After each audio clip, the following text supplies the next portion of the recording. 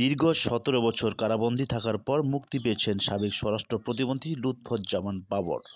বৃহস্পতিবার দুপুরে তিনি কেরানীগঞ্জের ঢাকা কেন্দ্রীয় কারাগার থেকে বের হন। এর আগে বাবরের মুক্তি পেতে পারেন এমন খবরে কেন্দ্রীয় কারাগারের ফটকে পরিবারের সদস্য ও দলীয় কর্মীসহ বিপুল সংখ্যক মানুষ ভিড় জমায়। কারাগার থেকে বের হওয়ার পর তাকে ফুলের মালা দিয়ে বরণ করে নেওয়া হয়। উল্লেখ্য, মঙ্গলবার 10 ট্রাক অস্ত্র মামলার যাবজ্জীবন কারাদণ্ডের দায় থেকে হাইকোর্টের রায়ে খালাস পান বাবর।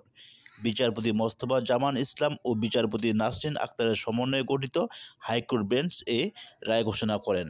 2007 সালের 28 মে গ্রেপ্তার হন লুৎফুজ্জামান বাবর।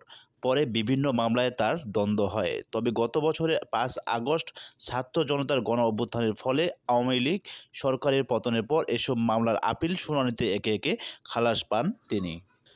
লুৎফুজ্জামান বাবর 1991 সালের ৫ম জাতীয় সংসদ নির্বাচনে স্বতন্ত্র প্রার্থী হিসেবে নেত্রকোনা 4 আসন থেকে সংসদ সদস্য নির্বাচিত হন। এরপর